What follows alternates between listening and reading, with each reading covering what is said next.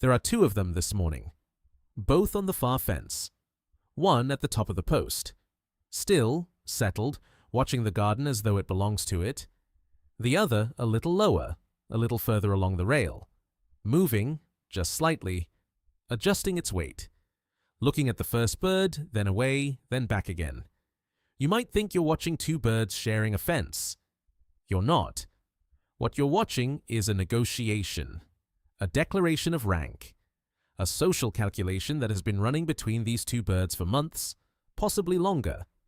Every position on that fence, every adjustment of weight, every glance between them is part of a system so precise that researchers needed years of observation to document it. And here is what most people who watch this scene never find out. You are part of that calculation. Before those birds landed in your garden this morning, one of them already outranked the other, and both of them had already decided where you fit. Welcome to Garden Bird Secrets. If you're new here, subscribe, because what you're about to learn will change every morning you spend in your garden. In this video, we're going to cover 6 things, 6 layers of a social system that is playing out in your garden right now, every single day, without you knowing the rules. Stay until the end, because the final point is the one that changes how you understand every encounter you have ever had with the magpies in your garden. It's the point I've been building toward across this entire series. The old rhyme doesn't just count magpies, it ranks them. 1 for sorrow, 2 for joy. And generations of British people understood, without being able to say quite why, that 2 magpies together meant something different from one alone. Something had changed. Something was being decided. They couldn't name the mechanism, but they felt the difference. This is something British people have felt for centuries. Now we have language for why. Here is the first thing to understand. The magpies in your garden are not a loose group of birds who happen to share the same space. They are a ranked society. Behavioral ecologists at the University of Cambridge, studying pika social dynamics, documented what they call a linear dominance hierarchy, a strict ordering in which each individual knows its position relative to every other member of the group. The hierarchy is not decided by size alone, nor by age alone. It is built and maintained through hundreds of small interactions over time. Who yields at a food source, who moves first when 2 birds converge on the same branch, who holds their ground, and who adjusts. This hierarchy is remarkably stable. The ordering that exists in October tends to persist through the following spring.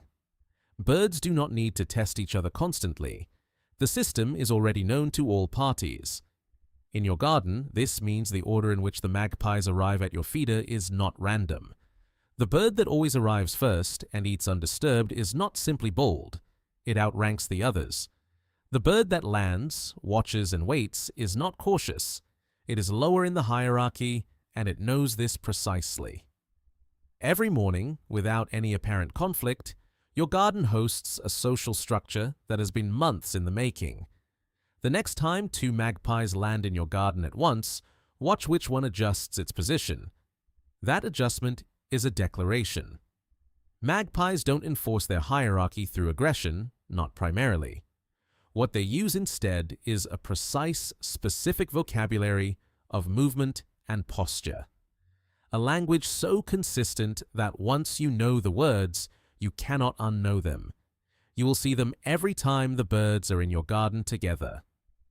The British Trust for Ornithology's behavioral records for pika describe 3 primary dominance displays. Tail bobbing, a rapid rhythmic lowering and raising of the tail performed by a dominant bird asserting its position. Wing drooping, a subtle lowering of one or both wings seen in subordinate birds acknowledging rank, and displacement, in which a lower-ranked bird simply vacates a position as the higher-ranked bird approaches, without any direct confrontation. The displacement is the most significant. There is no chase, no call, no physical contact. The subordinate bird reads the approach, reads the posture, the direction, the pace, and moves before it needs to.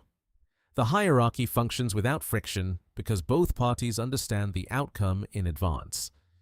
In your garden, this means when you watch a magpie leave your bird table as another arrives, you are watching a social system operate at full efficiency.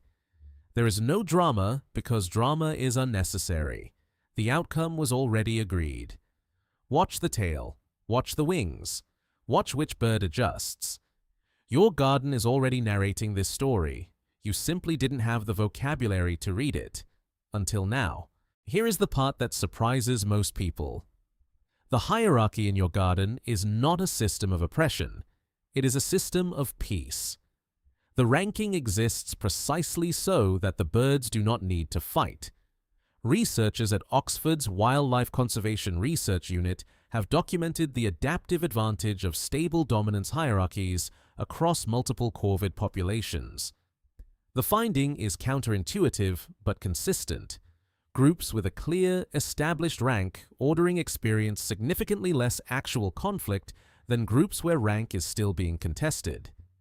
An unstable hierarchy, one where birds are still working out who outranks whom, produces constant testing, frequent confrontation, and a measurable increase in injury risk for all members. A stable hierarchy is, in effect, a peace agreement. The dominant bird gets the best resources, the first access to food, the highest perch, the most sheltered position. The subordinate birds get security. They know what is expected of them, they know what they will receive, and they are not required to risk injury challenging a bird that has already demonstrated its advantage. In your garden, this means when your garden is quiet, when the magpies come and go without noise, without chasing, without anything that looks like conflict, that is not peace by chance. That is a functional hierarchy doing its work. The silence itself is the evidence. Stay with me, because this next part changes everything. The hierarchy is stable, but it is not permanent. There are moments, specific, predictable moments, when the entire order can shift. And if you have a garden with magpies in it right now, you may be watching one of those moments without realizing what it is. Research from Cambridge Zoology on seasonal dominance reversal in corvids has documented a consistent pattern. During the breeding season, the weeks in which nesting begins in earnest, typically from late April through June, subordinate males can experience a temporary elevation in rank. The hormonal surge associated with breeding behavior produces a change in their display posture, their persistence at food sources, and their willingness to hold their ground. A bird that deferred reliably throughout winter may suddenly refuse to yield. A bird that held the highest perch may find itself challenged for the first time. This reversal is temporary. By late summer, the established hierarchy typically reasserts itself. But during those weeks, the weeks that are happening in gardens across Britain right now, the order that seemed fixed is being renegotiated. In your garden, this means the bird you have watched yield all winter may, this week, be the one that holds its ground. If the dynamic between the magpies in your garden has shifted recently, if there's more tension than you've been used to, more calling, more displacement, you are not imagining it. You are watching the hierarchy rewrite itself. It will settle again. But for now, everything is in motion. The magpies in your garden were not born knowing their rank. They learned it. And the learning happened, is still happening, through a process of careful observation that begins in the first weeks of independent life and does not fully resolve until the bird's first winter.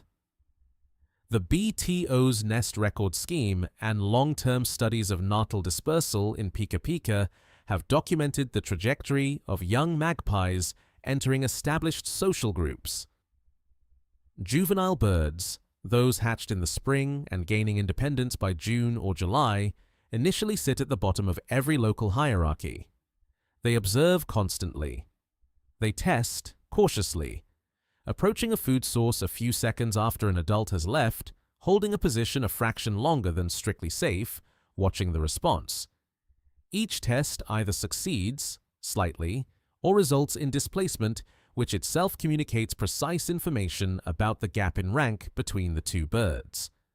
This is social learning in one of its most sophisticated forms.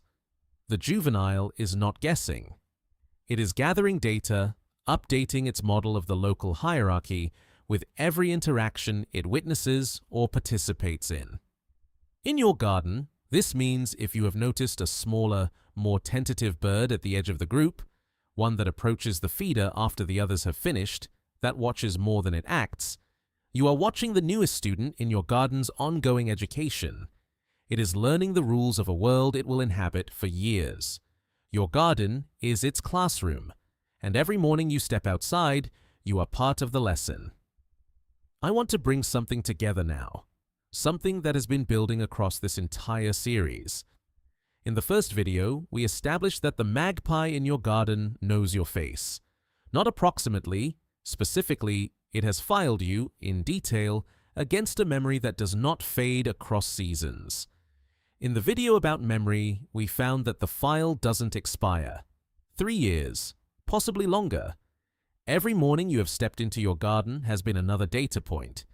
This video has shown you that the magpies in your garden operate inside a ranked social world, a world with rules about who yields to whom, who gets the best perch, who is approached with caution, and who is not. Here is what those 3 things, taken together, mean. You are in the hierarchy, not as an observer of it, not as a neutral presence that the birds work around.